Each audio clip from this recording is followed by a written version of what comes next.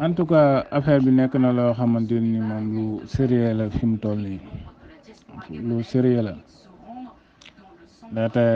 ginnaaw Koweït ak Qatar ñoom bi nu annoncé ni États-Unis bi bu mu utiliser seen espace aérien même Turquie tamit ñëw na wax lu mel noonu même Turquie information boobu léegi la wàcc nee na Turquie tamit nee na mayul États-Unis muy utiliser spécial kii muy utiliser espace aérien am waaw nee na aussi tamit tey jii waa Iran waa Israël dañu woote benn réunion d'urgence nee na ki woote réunion d'urgence nag mooy ki yor sécurité nationale bu Israël moom moo woote réunion boobu ak police bi nga xamante ni ñoom ñooy aar civil yi mais neen réunion boobu réunion bu jàmp la daal nekkul lu ñu programmé woon pour daal que ni li nga xamante Iran temps yi moom la nekk jël nañ ko au sérieux daal pour li tax ñu woote réunion boobu yëpp mooy que ni au cas où maanaam frappe bu kii defee benn bu fa iranien yi defee frappe neen daal actuellement ni Israël daal panique totale moo fa am panique totale waaw nee nag Israël li tax mu def loolu mooy que ni dafa sonn biir Hamas moom lañ wax ni dafa sonn looloo tax aussi tamit am na ay borom xam-xam yu ma déggoon ñu ni Israël boo gisee li tax muy cherche ay Hezbollah di cherche Iran dafa bëgg États-Unis wàcc ci biir guerre gi te ku nekk xam na ni depuis guerre bi commencé man pour man ñooñu dañuy wax noonu rek pour nëbbal waa Israël yi mais ku réew mu nekk ci ñoom waxoon nañu fii ni li ñu joxe ci soldat bare na torop waaw man nag dama xamul Israël man nag li ma jaaxal mooy que dama xamul Israël moom ban doole la am waaye am na beneen borom xam-xam tamit bu ma dégg ñu ni dajaal bi nga xamante ni neen war na feeñ neen lu feeñ biir Israël di fii maanaam daal juddu na biir Israël waaw ban meen neenu pour mu jóg wane boppam maanaam feeñ dëgg-dëgg il fallait que mu am 24 ans te aussi tamit na borom xam-xam boobu waxoon na ni fan yële passé waa Israël sacrifié woon nañu dama fàtte combien de kii nag yi ñu waxoon combien de nag te yooyu yëpp mi ngi bokk ci kiiwu Souleymane maanaam bokk na ci sacrifice Souleymane waaw te waxoon na ni dajaal boobu bu ganee àdduna ba commencé fonction am dana yàq àdduna bi xeet actuellement nii Israël li muy def nii wax dëgg yàlla comme si que dirigé tuñu si seen bopp daal comme si dirigé tuñu seen bopp ba tax na la actuellement nii man li ma gën a jaaxal mooy que ni muy France muy États-Unis muy Allemagne amul kenn koo xamante ni ñaawlu na li nga xamante ni moom la Israël def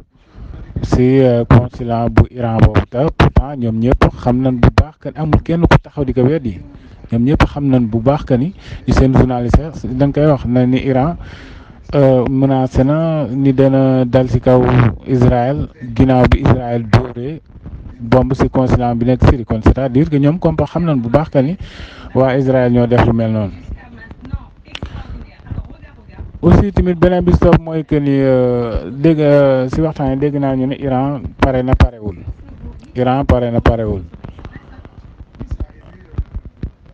en tout cas Iran pare na parewul man li ma jàpp ba jàpp mooy que ni Iran ginnaaw yàlla Russie mi nekk si biir guerre ak Ukraine moom moo tax wala bokk ñi koy yebbi Russie bokk na si ak Chine ndax ñoom dañu yor seen renseignement yu leer. ndaxte waxoon naa ko fi guerre ay calcul la bu laajee nga taal feneen tamit da nga koy def ndax loolu yëpp ci calculu guerre la bokk waaw ndaxte bu ngeen fàttali ko fan yële passé ginnaaw bi état kii Chine di jàppale Russie ci côté économie am bañ a daanu si la américains yi yëngal Taïwan pour ñu ñu sulli foofu guerre boobu ba léegi gis ngeen ni Chine day dafay exercice ak yooyu ba tey jii nii nag ba tey jii nii seen géej gi nga xamante ni nii Philippines ak Japon ñoo fa nekk côté yooyu am na fa ay manœuvre militaire yu doy waar yu am ba États-Unis ni bépp attaque boo xamante ni nii Chine def na ko si muy moo xam muy Japon wala muy Philippines dana dal si kaw Chine waaw menace boobu tamit États-Unis def na ko tey jii ba tax na daal gars yi actuellement nii si nappante bu metti la nekk nii nappante bu metti la nekk xaw ma nag fu wànnante di mujj ak ay gëtëm. bokk na sa information yi mooy que ni dëkk état de Sahel bi ñu naan Burkina Mali ak Niger ñoom dañuy defar benn énergie boo xamante ni dana toll si 10 000 mégawatts neen nag loolu ki leen si jàppale mooy que ni banque africain de développement moom moo leen di jàppale si lu mel noonu pour wax la que ni dëkk loo demal sa bopp il fallait que ngay soxla ku lay lebal xaalis